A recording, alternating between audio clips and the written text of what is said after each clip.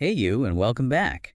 Today we're jumping into something pretty huge in gaming history. Yeah, a really pivotal moment. We're talking about that massive shift, when video games went from flat 2D worlds into, well, the third dimension, 3D. It completely changed everything. How games looked, how they felt, how you played them. Exactly. And we've been digging into how this all happened.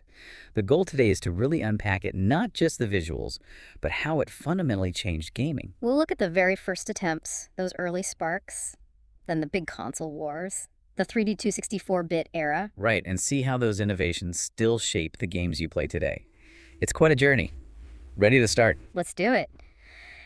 It's funny to think, for years everything was sprites, flat backgrounds, amazing art, sure, but flat. Totally. So how did they even start thinking about depth? About moving inside a game world? Well, the very first steps, they were less about raw power and more about clever tricks, really, visual illusions. Like in the arcades? Yeah. Late 70s, early 80s. Yeah, exactly. Vector graphics were key. Think Lunar Lander, or especially Battlezone. Ah, Battlezone, the tank game. All green lines, right? That's the one, wireframes. But it was first person, you felt like you were in that 3D space, navigating. Revolutionary for the time. Just lines, but it worked. It did. And Cinematronics, they did Space Wars and others using vectors too. It proved, interactive 3D space was possible. Conceptually, anyway. Okay, so vector graphics gave that skeletal outline. But home computers, consoles, they couldn't really do that easily, could they? They needed different tricks. Right. Much less power at home. So developers got really inventive with simulating depth. Isometric perspective was a big one. Oh yeah, like Night Lore. Or Zaxxon in the arcades, that diagonal view. Exactly. Zaxxon especially, it gave you a sense of altitude moving up and down in that pseudo 3D space. It wasn't really 3D rendering, but it felt like it. It tricked your brain. Totally. And then there was pseudo 3D using sprites, like Sega's Outrun. Yeah. The cars and scenery getting bigger as they got closer. Yeah. That's sprite scaling, making 2D images bigger or smaller to fake perspective. Nintendo's Star Fox on the Super Nintendo did that too, but it also had a secret weapon. The Super FX chip. Right. Yeah, a coprocessor right in the cartridge. It let the SNES actually push some basic polygons along with the scaling tricks. It was honestly ingenious stuff for the hardware limits. It's constantly pushing what was possible. But these were still illusions, mostly. When did actual 3D shapes, polygons, start appearing? Right, polygons, those flat geometric shapes. They were the key to true 3D, but they needed serious processing power. An early kind of standout example was Atari's iRobot. iRobot, 1984, wasn't it? That seems really early for polygons. It was. It used flat-shaded, filled polygons. You could even change the camera angle. It wasn't a hit, but technically way ahead of its time. Wow. And on home computers. You started seeing things like Star Glider from Argonaut Games on the Atari ST and Amiga, wireframe polygons again, but proper 3D space combat at home. These were like the first steps showing 3D worlds were achievable. So the seeds were planted. Yeah. But it feels like the arcades then just blew the doors open. Oh, absolutely. Early 90s arcades became the real crucible for polygonal 3D. They just had access to much beefier custom hardware. Sega's AM2 division comes to mind. Yeah. Uses it. The Legends, yeah. Virtua Racing in 92, that was just stunning. Sega Model 1 board. Smooth, fast, solid-looking polygons. It felt so real, the speed, the way the camera moved. It was a quantum leap for racing games, and then just a year later, Virtua Fighter. Ah, yes. The beginning of 3D fighting games, as we know them. Pretty much. On the Model 2 board, polygonal characters moving in a 3D arena. They had weight, different styles. It proved polygons could bring characters to life like never before. It wasn't just cars or ships anymore. Right, and Sega kept pushing. Daytona USA in 94 added texture mapping. Putting detailed surfaces on the polygon. Exactly, much richer visuals, more immersive. That Daytona sound was basically the sound of bleeding edge graphics back then. It gave the polygons real presence. Sega was definitely leading the charge, but others were jumping in too, right? Namco. Atari. Oh yeah, the competition was fierce. Namco hit back hard with Ridge Racer in 93. Different tech, their System 22 board. How was it different? It used garage shading on the polygons, so instead of flat colors like Virtua Racing, the colors blended smoothly across surfaces, made things look rounder, less angular. Ah, okay. So a different aesthetic. Yeah, and that drift mechanic was addictive, created a huge rivalry with Sega's racers. And Atari Games, they'd done hard driving way back in '89, a very early polygonal driving sim. I remember hard driving. That physics model was Interesting. Yeah, ambitious. Yeah. Later, they did the San Francisco Rush games, even using early 3D QX hardware in the arcades. So you saw that PC tech bleeding over. It was a real arms race. So the arcades were showing everyone what 3D could do. How did that translate back to home consoles? They needed to catch up. The pressure was definitely on. Nintendo's approach was interesting, as we mentioned, the Super FX chip in the cartridge. For Star Fox. Right, Star Fox in 93. It was a genuine 3D space shooter on a 16-bit machine. Okay, maybe not the smoothest frame rate, maybe lower polygon counts, but it felt like the future had arrived in your living room. It was a taste of what was coming. Definitely. They used it for a few other games too, like Stunt Race FX, even a Doom port, though those definitely showed the SNES's limits more. Oh. But adding power via the cartridge, that was smart thinking. What about dedicated 3D consoles around that time? I remember the hype for the Atari Jaguar and the 3DO. Yes, the ambitious early birds. The Jaguar launched in 93, famously marketed as 64-bit complex machine. Did it deliver on the 3D promise? It had some impressive moments, yeah. Yeah. Alien vs. Predator looked great for the time. Tempest 2000 was fantastic, but it was notoriously difficult to develop for, and the software library was inconsistent. And the 3DO. Also 93. Technically quite capable in 3D for its era, had decent versions of Road Rash, Alone in the Dark, but the price tag. Oof, yeah, it was expensive. Exactly. Way too expensive for mass market adoption back then. So both the Jaguar and 3DO were kind of noble failures. They showed the ambition for home 3D, but they got leapfrogged. Which brings us to the main event, really. The 32 64-bit generation, PlayStation, Saturn, and 64. That's when 3D truly landed at home. Absolutely. This was the explosion. Let's start with Sega Saturn, launched in 94 in Japan, 95 elsewhere. Coming off their arcade dominance, you'd expect big things. And Sega delivered some amazing games. It was a powerful, complex machine. Dual CPUs. Actually, its architecture was supposedly better with quadrilateral polygons, four-sided shapes, rather than triangles, which became the standard. Did that make it harder for developers? It could, yeah, especially Okay. third parties used to triangles. But Sega's internal teams, masterful stuff. Yeah. Virtua Fighter 2 was an incredible port. Panzer Dragoon Saga, Nights into Dreams, Sega Rally. Amazing, unique 3D experiences. But it struggled against the PlayStation outside Japan anyway. It did. The hardware complexity, maybe some marketing missteps. It faced an uphill battle despite having great games. It highlights that raw power isn't always everything.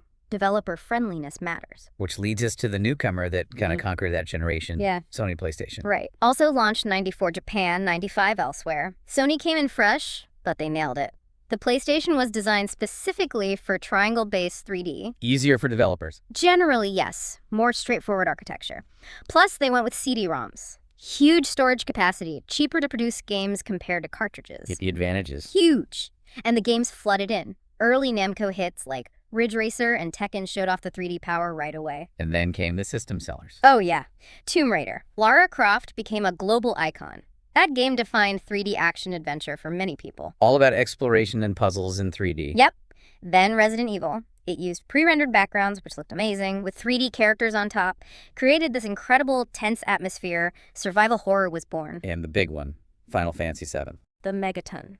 It showed the sheer narrative and cinematic power of 3D on consoles. 3D characters, gorgeous pre-rendered scenery, stunning cutscenes. It was epic. Sold consoles like crazy, solidified the PlayStation's lead. Sony really understood the importance of software and making life easier for developers. A killer combo. But Nintendo wasn't sitting idle. They entered the fray with the Nintendo 64. Yep, 1996. The N64 went hard on the 64-bit power angle. Advanced graphics features for the time, like texture filtering. Making textures look less blocky. Exactly. And Z-buffering, which helps sort objects correctly in 3D space so they don't clip through each other, weirdly. But the real game changer, the controller. The analog stick. Revolutionary. It gave you such intuitive, precise control over movement in 3D. It became the standard. Yeah. And the launch title, wow. Super Mario 64. It didn't just put Mario in 3D, it completely reinvented the platformer. Open-ended levels, fluid animation, that Lakitu camera, it was mind-blowing. Yeah, that camera could be tricky sometimes, but the freedom was incredible. It really was. And then came Zelda, Ocarina of Time, often called one of the best games ever. It felt enormous, that huge Hyrule field. And Z-targeting, locking onto enemies, made combat and interactions so much smoother in 3D. Just genius design. Plus they had Rareware making hits. Absolutely. GoldenEye 007, proved first-person shooters could totally work and work brilliantly on a console, and amazing platformers like Banjo-Kazooie, The N64 had this incredible library even though it's stuck with cartridges. which had faster loading times but less storage and higher cost. It was a trade-off. But Nintendo focused on that control innovation and landmark first-party games. A different strategy, but hugely influential. So while the consoles were battling it out, PC gaming was on its own trajectory, right? Pushing the absolute limits of 3D. Oh, absolutely. The PC scene was where the raw technological advancement was happening fastest. Initially, 3D was all CPU-bound, which limited things. Until graphics cards arrived. Exactly. Dedicated 3D accelerator cards, 3DFX Interactive, and their Voodoo chipset in '96. Legendary. I remember saving up for a Voodoo card. Everyone wanted one. You'd run id Software's Quake, which was true 3D, and then turn on GL Quake with a Voodoo card. The difference was night and day. Smooth, fast, visually stunning. Gauged everything for PC gaming. Totally. Sparked that graphics card arms race. NVIDIA with Riva TNT, ATI with Rage, constantly pushing for higher resolutions, faster frame rates, more effects. PC was the undisputed king of cutting-edge 3D tech. Specialized hardware just unlocked so much potential. So moving to 3D wasn't just about looks.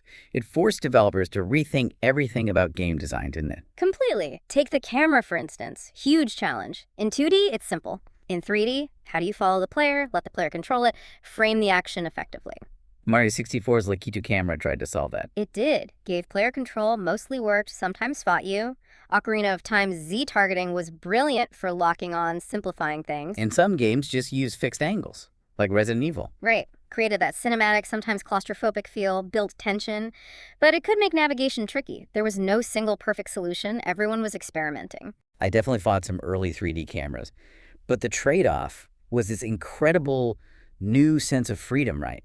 Exploration changed completely. Oh, massively. Suddenly you had scale, vast landscapes. Mario 64's levels weren't just left to right. They were playgrounds to explore in all directions. And Tomb Raider added that verticality. Climbing, jumping. Exactly. Navigating complex 3D spaces became a core mechanic. And you saw the beginnings of open-world ideas. Body Harvest on N64, Driver on PlayStation.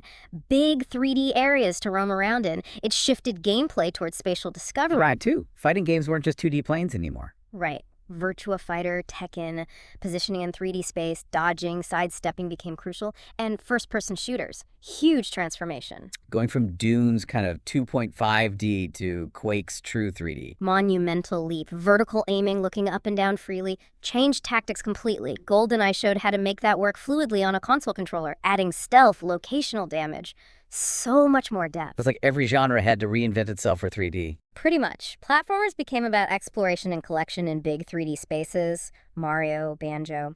Survival horror used 3D for atmosphere. Resident Evil, Silent Hill. Stealth games used line of sight in 3D space. Metal Gear Solid. Fighting games got more complex. Tekken 3 Soul Calibur. Racing games chased realism. Gran Turismo. Action-adventure blended everything. Tomb Raider. Zelda. And behind it all, developers were learning totally new skills. 3D modeling, texturing, animating in 3D, level design that worked vertically, even basic physics.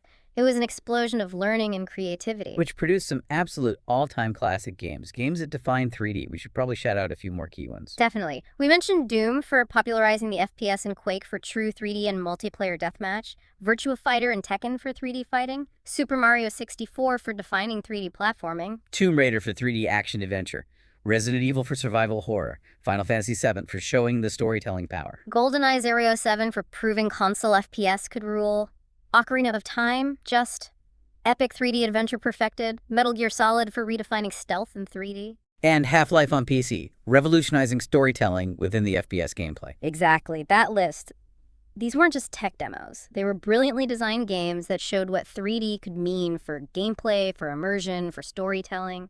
They pushed boundaries creatively. It's amazing how influential they still are. So, thinking about this whole massive shift, what's the lasting legacy? What did the 3D revolution truly give us? I mean, it's hard to overstate it. It was probably the single biggest transformation gaming has ever seen. More than just visuals, it changed interaction. Made characters feel more present, more real. Yeah, gave them substance. Yeah. And it forced incredible innovation. Analog sticks, camera systems, 3D level design principles. These are all foundations we still build on today. Developers faced huge hurdles, but they figured it out. They did. The leap to polygons made game worlds feel tangible, explorable in a way 2D just couldn't match. It made everything more immersive. So the legacy is basically modern gaming. Pretty much, you see it everywhere.